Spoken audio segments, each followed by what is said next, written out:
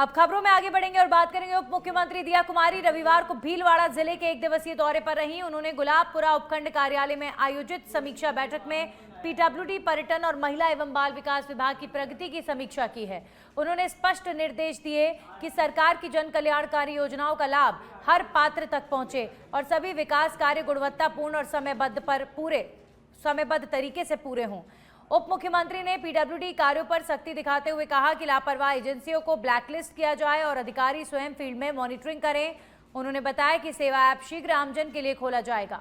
पर्यटन विकास पर जोर देते हुए उन्होंने आसिंद के देवनारायण मंदिर समेत 20 आस्था स्थलों के लिए 48 करोड़ की राशि से कार्य शीघ्र शुरू करने के निर्देश दिए हैं।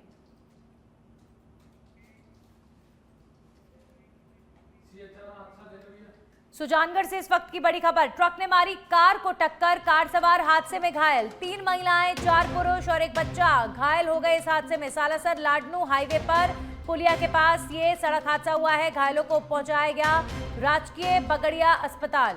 मध्य प्रदेश निवासी हैं सभी घायल। रामदेवरा दर्शन कर लौट रहे थे अपने घर और उनका वाहन हादसे का शिकार हुआ। ट्रक ने कार को मारी टक्कर जिसमें इतने सारे लोग घायल हो गए हैं। 3 महिलाएं, 4 पुरुष और एक बच्चा इस घटना में घायल हो गए हैं। सभी को अस्पताल पहुंचाया गया है। सालासर लाडनू हाईवे पर पुलिया के पास ये सड़क हादसा हुआ है। तो घायलों को राजकीय बगड़िया अस्पताल पहुंचाया गया है। एक छोटा बच्चा भी इस एक्सीडेंट में घायल हुआ। मध्य प्रदेश के सभी लोग बताए जा रहे हैं। रामदेवरा दर्शन करने के लिए ये सभी लोग गए थे और इनका वाहन हादसे का शिकार हो गया।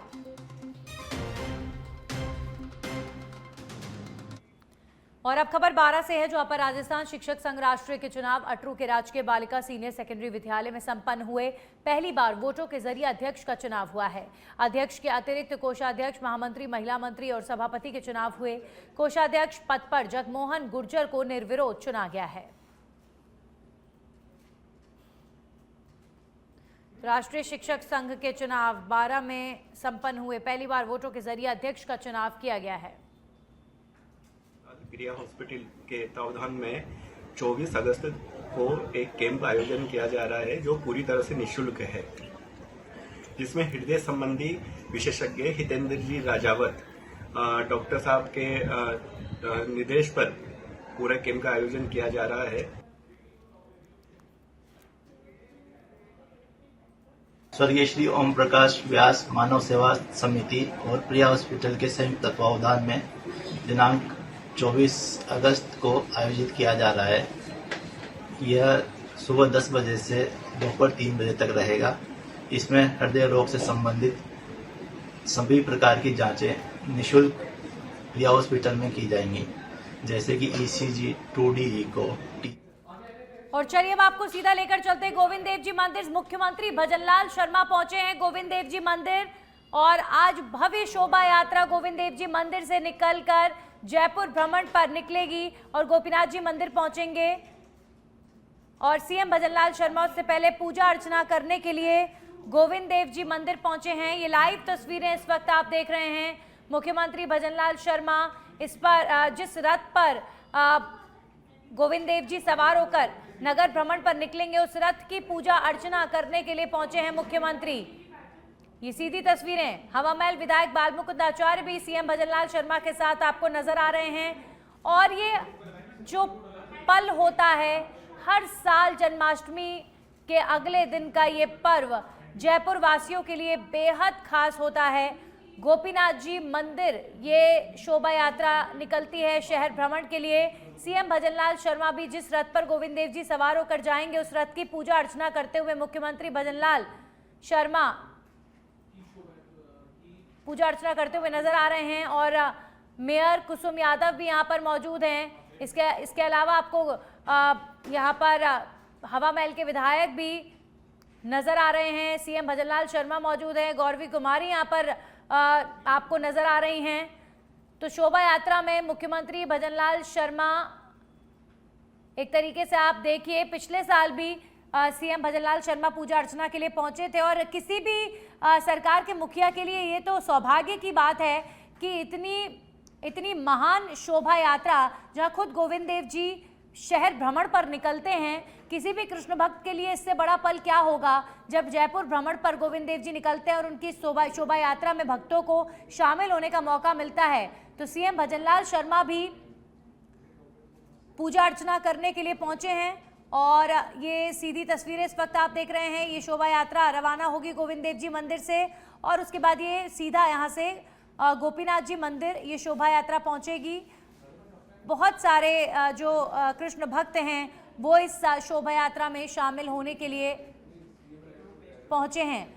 तो शोभा यात्रा से पहले, यहाँ से रवाना होने से पहले सीएम भजनलाल शर्मा रथ की पूजा अर्चना करते हुए नजर आ रहे हैं। अब से थोड़ी देर में शोभा यात्रा यहाँ से रवाना होगी। तो पूजा अर्चना और आरती के साथ शोभा यात्रा यहाँ से निकलेगी।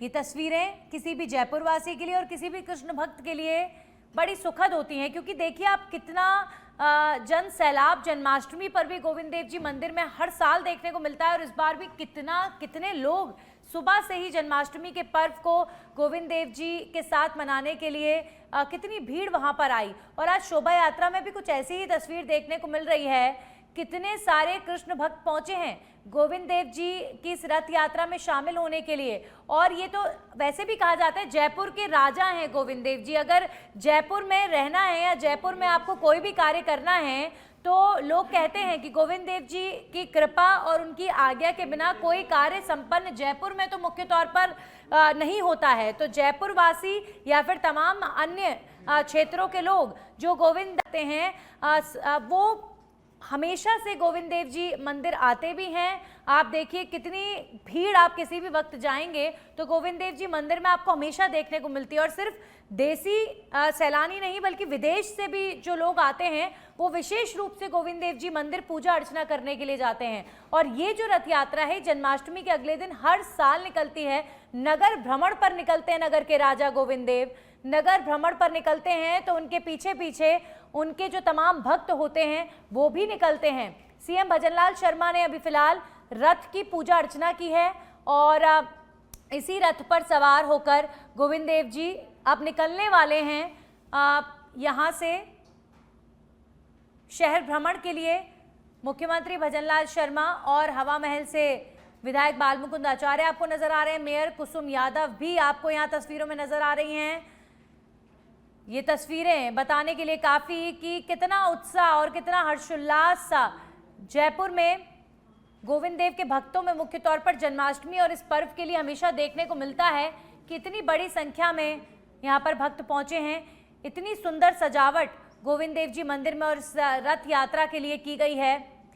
अभी फिलहाल मंदिर के जो पुजारी हैं, महंत हैं, उनके द्वारा सीएम को यहाँ पर पूजा अर्चना करवाई गई है।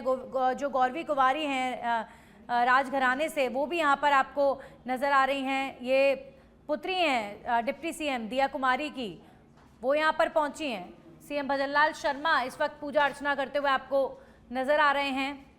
तो गोविंद देव जी मंदिर से अब से थोड़ी देर में शोभा यात्रा निकलने वाली है। गोपीनाथ जी मंदिर ये शोभा यात्रा पहुँचेगी। तो गोविंद देव जी जयपुर के राजा आज निकलेंगे जयपुर के भ्रमण पर और ये पल उत्साह से भरा हुआ है तमाम कृष्ण भक्तों के लिए, क्योंकि बड़ी संख्या में जो कृष्ण भक्त हैं वो इस शोभा यात्रा में शामिल होने के लिए पहुंचे हैं। ये तस्वीरें सीएम भजनलाल शर्मा इस वक्त रथ की पूजा अर्चना करते हुए नजर आ रहे हैं और हवा महल से विधायक बालमुकुंद आचार्य, मेयर कुसुम यादव नजर आ रही हैं।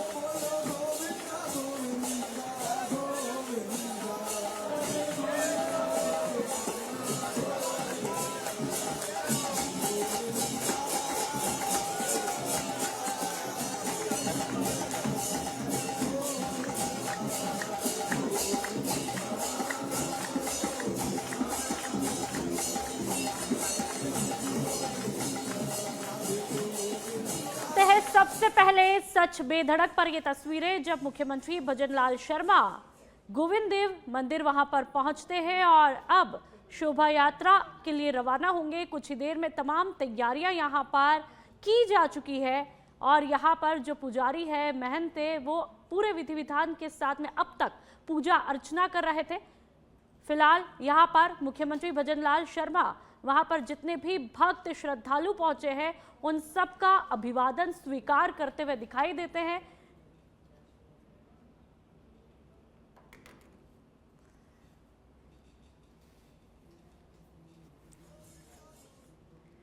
और चलिए लगातार आप ये तस्वीरें देख सकते हैं गोविंद देव मंदिर की ये तस्वीरें जब मुख्यमंत्री यहां पर पहुंचते हैं, पूजा अर्चना करते हैं। यहां पर उनके साथ में दिया कुमारी की बेटी, डेप्यूटी सीएम दिया कुमारी की बेटी गौरवी कुमारी भी इस वक्त उनके साथ में मौजूद रहती हैं। और देखिए कि किस तरह से मंदिर प्रांगण जो है यहाँ पर पूरा मंदिर प्रांगण यहाँ पर भक्तों से उमड़ पड़ता है। श्रद्धा और आस्था का सैलाब की तस्वीरें जो है यहाँ पर देखने को मिलती है। मंदिर के बाहर तक जो है श्रद्धालुओं की लंबी लंबी कतारें, भीड़ और अब से कुछ ही देर में ये शोभा यात्रा यहाँ से रवाना होगी और गोपीनाथ मंदिर में पहुंचेगी।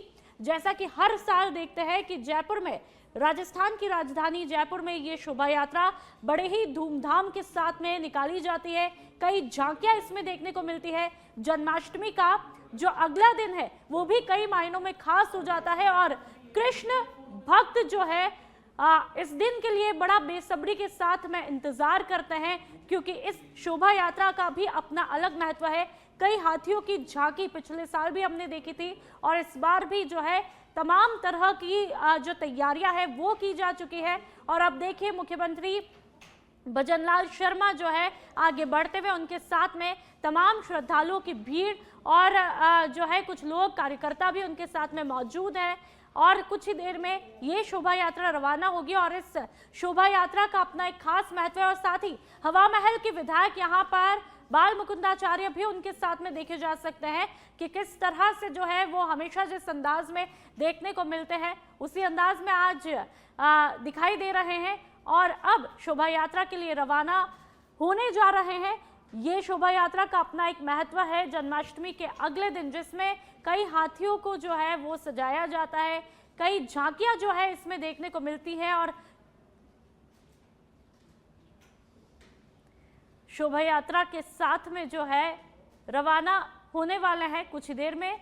जन्माष्टमी के बाद जो है गोविंद देव जी मंदिर से थोड़ी देर में ये शोभा यात्रा और तमाम लोगों की भीड़, साथ ही हवा महल के विधायक यहाँ पर देखे जा सकते हैं इस पल का, इस लम्हे का।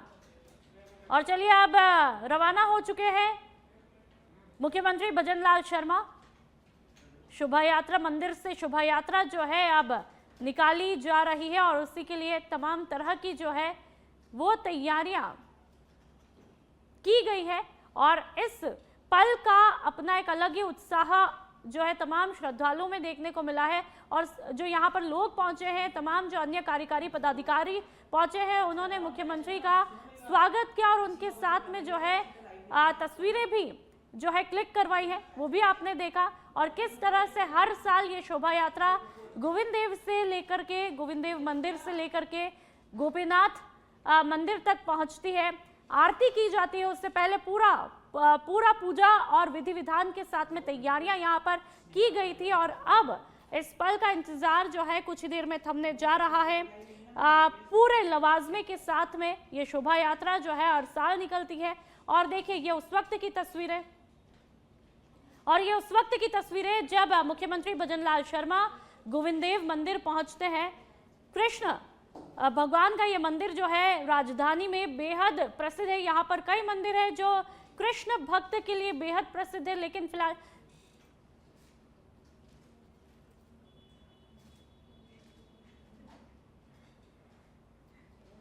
और चलिए हमारे साथ में ज्यादा जानकारी के लिए सीधा स्नेहा हमारे साथ में संवाददाता जुड़ चुकी है। स्नेहा, तस्वीरें यहां पर से भी हम देख पा रहे हैं, क्या शोभा यात्रा रवाना हो चुकी है? फिलहाल वहां से क्या कुछ अपडेट मिल पा रही है?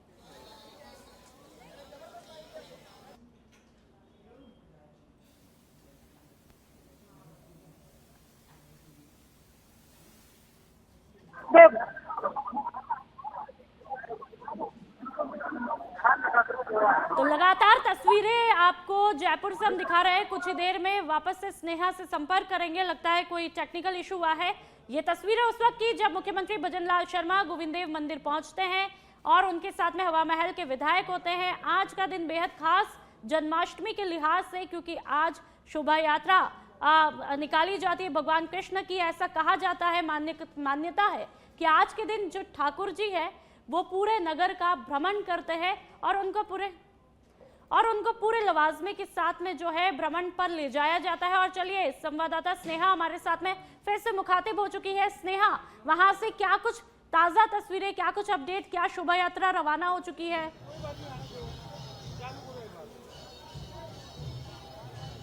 जिनपुर में लगातार ही तस्वीरें दर्शकों को दिखा रहे हैं हम, और अभी कुछ समय पहले ही झांकी तैयार की गई थी और इसकी विशेष आरती खुद मुख्यमंत्री भजनलाल शर्मा जी ने की थी। मुख्यमंत्री भजनलाल शर्मा, साथ ही हवा महल सांसद बालमुकुंद आचार्य जी भी यहीं पर ही उपस्थित थे और अभी कुछ ही समय पहले बालमुकुंद आचार्य जी रवाना हुए हैं और उनसे हम बातचीत करेंगे। सर, आज आपका हवा महल की ओर से आपका उसके बाद ले लेना। तो बालमुकुंद आचार्य जी अभी मौजूद हैं और कुछ ही समय पहले मुख्यमंत्री भजनलाल शर्मा जी गए थे, उनसे बात।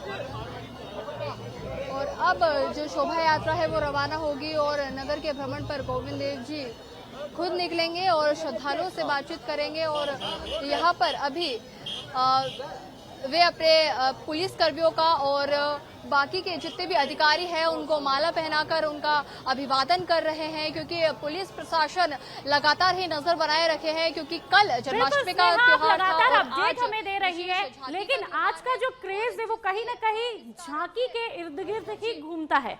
तो मैं चाहूंगी कि आप झांकी के पास में जाए और हमारे दर्शकों को बताएं कि किस तरह से आज ये झांकी रहती है और किस तरह से झांकी जो है आज आकर्षण का केंद्र बनी हुई है। जी जी, आज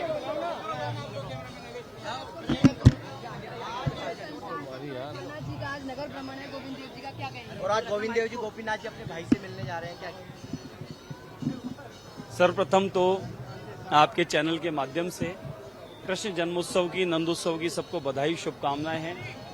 संपूर्ण राजस्थान प्रदेश पर और संपूर्ण भारतवर्ष पर और भारत की सेनाओं पर भगवान गोविंद देव की कृपा बनी रहे, सुख शांति समृद्धि रहे। और आदरणीय प्रधानमंत्री नरेंद्र मोदी जी के नेतृत्व में और राजस्थान सरकार यशस्वी मुख्यमंत्री भजनलाल शर्मा साहब के नेतृत्व में ये प्रदेश और देश निरंतर आगे की ओर अग्रणी विकसित होता रहे, ये गोविंद के चरणों में प्रार्थना की है। संपूर्ण राजस्थान प्रदेश के देवतुल्य जनता सुखी रहे, प्रसन्न रहे, रोग मुक्त रहे और अन्न की खूब वर्षा हो, ऐसी कामना गोविंद देव के चरणों में हम सबने की है। और विशेष धन्यवाद है हमारे प्रशासन का, जो 12 लाख आदमी लगभग गोविंद देव के दर्शन को भक्त पधारे। सुव्यवस्थित तरीके से प्रशासन ने गोविंद देव के इस मंदिर को, उत्सव को, मेले को व्यवस्थित तरीके से दर्शन करवाए, सबको सुगम आनंद में दर्शन कराए, उसके लिए सबको बहुत साधुवाद, धन्यवाद। यहाँ गोविंद देव मंदिर की सभी कमेटियों को, ट्रस्टियों को और सेवादारों को भी धन्यवाद है कि जिन्होंने इस मेले को बहुत सुंदर और व्यवस्थित रूप से करवाया। और हमारे भाजपा के हवा महल के कार्यकर्ताओं को विशेष धन्यवाद है, जो हजारों की संख्या में यहाँ कार्यकर्ता मौजूद रहे और आने वाले भक्तों की सेवा करके पुण्य कमाया। बोले राधा माधव भगवान की। तो जिस तरीके से बालमुकुंद आचार्य जी से बातचीत हुई और उन्होंने भी यही कहा कि आज का जो दिन है वे काफी महत्वपूर्ण है, क्योंकि आज खुद गोविंद देव जी जो जयपुर के आराध्य और जयपुर को आज छोटी काशी भी माना जाता है, क्योंकि आज काशी से कम यहाँ की आभा नहीं है। यहाँ पे श्रद्धालु का जमावड़ा है और कुछ देर पहले ही भजनलाल शर्मा जी भी निकले हैं, उन्होंने विशेष आरती करी और अभी बालमुकुंद आचार्य जी से बातचीत करी तो उन्होंने भी यही कहा कि आज का जो पर्व है वह काफी महत्वपूर्ण है और उन्होंने साथ साथ ही भाजपा कार्यकर्ता और पुलिस प्रशासन की भी सराहना करते हुए कही है कि आज की जो तैयारियां है वह काफी महत्वपूर्ण थी। और ये सुंदर दृश्य मैं आपको दिखाना चाहूंगी नुपुर, और ये तस्वीरें आपके सामने सच बेरड़ की स्क्रीन पर ये तस्वीरें, ये झांकियां जो काफी सुंदर सुंदर तैयार हुई हैं और ये झांकियां जो झांकियों का स्वरूप इन बालिकाओं ने लिया है और ये श्री कृष्ण और राधा रानी के वेश में नजर आ रही हैं और यही जो शोभा यात्रा जो यात्रा शुरू होगी और उसमें ये जाएगी और यही हम इनसे बातचीत भी करेंगे। जी, कितना उत्साह दिख रहा है यात्रा को लेकर? इसको तो शब्दों में बयान करना बहुत मुश्किल है। जो खुशी आपको होती है उस खुशी को आप कैसे बयान करोगे? ये अनबिलीवेबल मौका है इस उत्सव में शामिल होने का और गोविंद के लिए नाचना, गोविंद बनकर नाचना, इसका तो आप शब्दों में बयान कर नहीं सकते। तो आप हर साल आते हैं यहाँ पर? मैं 2 साल से आ रही हूँ, बस यहाँ 2018 से। बाकी का जय जय श्री राधे। तो जय जय श्री राधे के जयकारों के साथ ये जो तस्वीरें आपके सामने और ये रंग बिरंगी तस्वीरें और अभी झांकी में काफी और भी विशेष होने वाला है नुपुर। अभी ये झांकी काफी लंबी होने वाली है। इस झांकी में कई महत्वपूर्ण और सुंदर झांकियां श्री कृष्ण की और राधा रानी जी की सजने को मिलेगी और ये जो झांकियां ये हर साल निकाली जाती है। हर साल जन्माष्टमी के अगले दिन विशेष झांकी निकाली जाती है और इस दिन जो जी बिल्कुल स्नेहा, वहाँ पर जो बच्ची ने बात कही, बालिका ने, कि गोविंद के लिए गोविंद बनकर नाचना, यही अपने आप में एक अनूठा और उत्साह से भर देने वाला लम्हा होता है। झांकियों की और तस्वीरें आप दिखा पाए स्नेहा, और कितनी देर में अब शोभा यात्रा की शुरुआत होगी। अच्छा, इस झांकी का कितना महत्व हो जाता है आज छोटी काशी के लिए?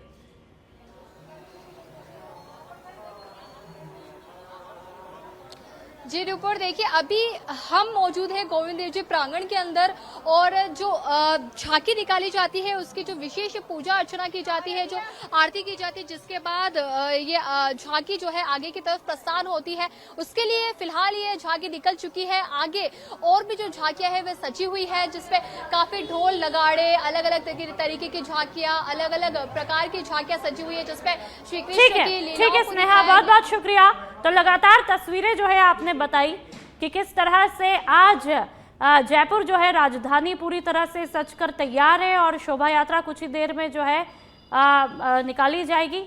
पूरी तैयारियां यहां पर की जा चुकी है कृष्ण नगरी में। और चलिए अब श्री गंगानगर के श्री करणपुर से खबर मिल रही है, जहां पर जगन्नाथपुरी के लिए साप्ताहिक ट्रेन रवाना हुई है। ट्रेन का श्री करणपुर स्टेशन पहुंचने पर जोरदार स्वागत हुआ। रेल संघर्ष समिति के सदस्यों ने स्वागत किया। आपको बता दें कि लोको पायलट को माला पहनाकर मुंह मीठा करवाकर स्वागत किया गया। भगवान जगन्नाथ के दर्शन के लिए जाने वाले श्रद्धालुओं का सपना अब पूरा होगा। तो श्री करणपुर, श्री गंगानगर के श्री करणपुर से खबर, जहां पर ट्रेन का श्री करणपुर स्टेशन पहुंचने पर वहां के लोगों का जोरदार स्वागत किया गया। चलिए खैरथल और तिजारा की बात कर लेते हैं, जहां पर किशनगढ़ से खबर मिल रही है कि नीले ड्रम का खौफ अभी भी बरकरार है। नीले ड्रम में एक युवक का शव मिला। आदर्श कॉलोनी में किराए के मकान में मृतक रहता था। नीले ड्रम से बदबू आने पर ये राज खुला। सूचना मिलते ही पुलिस मौके पर पहुंची।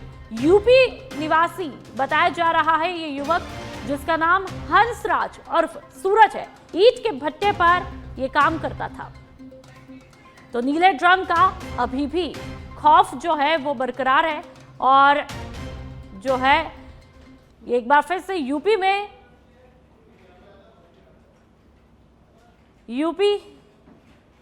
और हमारे साथ में संवाददाता संदीप यादव जो है ज्यादा जानकारी के लिए फोन पर जुड़ चुके हैं। संदीप, तस्वीरें हम देख रहे हैं किशनगढ़ बास से, जहां पर एक नीला ड्रम देखने को मिल रहा है और अभी भी नीले ड्रम का खौफ है।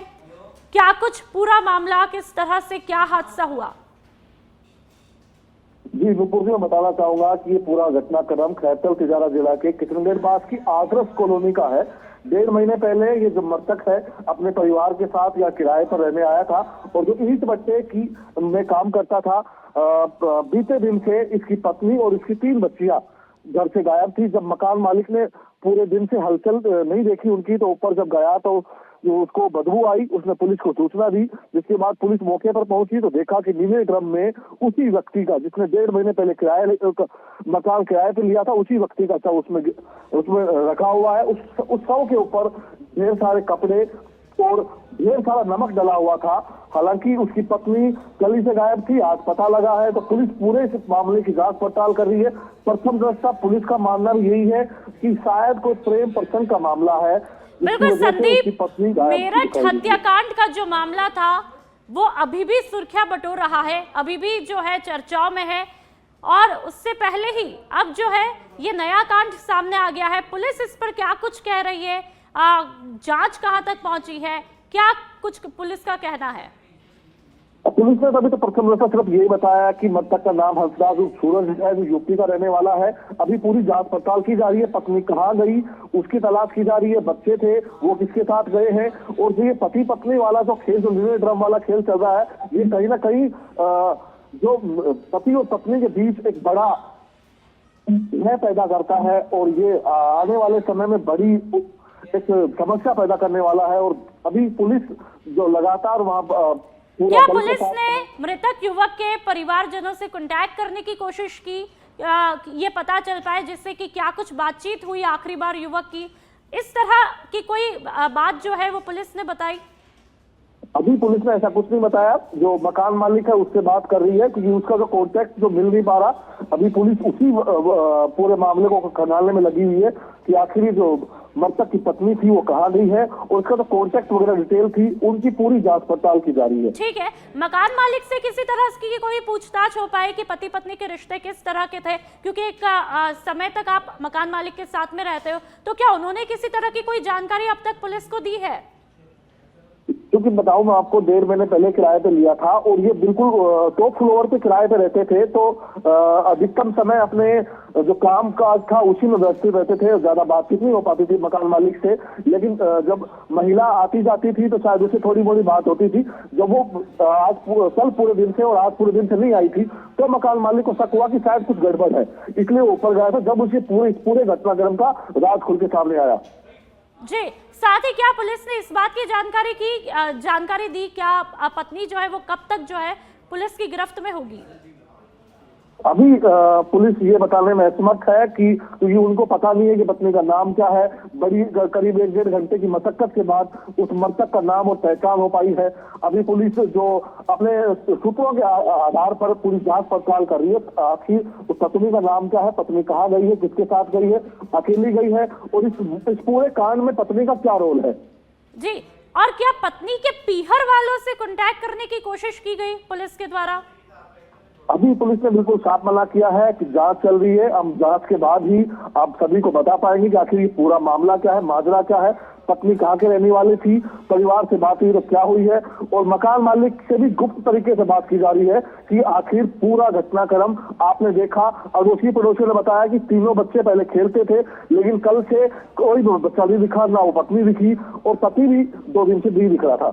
जी, साथ ही संदीप, क्या आसपास में जो पड़ोस में रहने वाले लोग हैं, जाहिर सी बात है इतनी बड़ी घटना हो जाती है तो पास में रहने वाले लोग भी जो है स्तब्ध हो जाते हैं।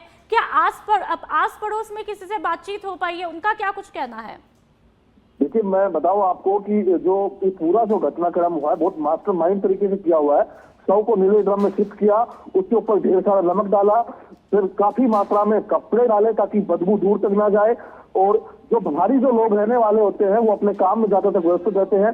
तो जो लोकल जो लोग होते हैं ज्यादा बातचीत नहीं कर पाते उनसे, वो भी उनसे साथ घुल नहीं मिल पाते। तो शायद अगर वो घुल मिलते और बातचीत हो पाती तो इस पूरी घटना का राज जल्दी खुल जाता। ये बदबू आने के बाद राज खुला है, इसका जल्दी राज खुल जाता। बिल्कुल संदीप, कहीं ना कहीं यहाँ पर कानून व्यवस्था पर भी सवाल उठ रहा है कि लगातार इस तरह की वारदातें जो है वो किस तरह से बढ़ती हुई देखने को मिल रही है। इन कानून व्यवस्था पे सवाल तो बिल्कुल उठते हैं। हालांकि जो किराएदार होते हैं उनका पूरा ब्यौरा होना चाहिए, मकान मालिक के पास पुलिस वेरिफिकेशन होना चाहिए, लेकिन ये मजदूर लोग हैं, बहुत कई कोसों दूर से आके अपना पेट और अपना परिवार पालने के लिए यहाँ मजदूरी करते हैं। इसमें सबसे बड़ी बात है प्रेम प्रसंग की। अगर पत्नी का कहीं रोल है तो अगर नहीं रोल है तो वो क्यों छोड़ के गई, और अगर रोल है तो ये किस वजह से रोल आया था। हालांकि जो ये पिछले कई दिनों से जो कई बड़ी बड़ी घटनाएं, राजा की घटना देख लो और कई बिल्कुल संदीप, लगातार इस तरह की घटनाएं जो है वो देखने को मिल रही है। मेरठ हत्याकांड के बाद में जो है नीले ड्रम को लेकर के सोशल मीडिया पर भी जो है लगातार चर्चाएं हुई, लेकिन हैरत कर देने वाली बात यह है कि एक बार फिर से इस तरह की वारदात हो जाती है। चलिए, बहुत बहुत शुक्रिया।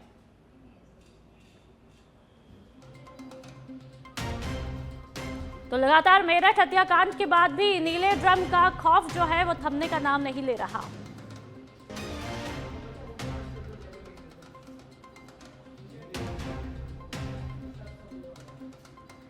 नीले ड्रम का खौफ जो है मेरठ हत्याकांड के बाद भी रुकने का नाम नहीं ले रहा।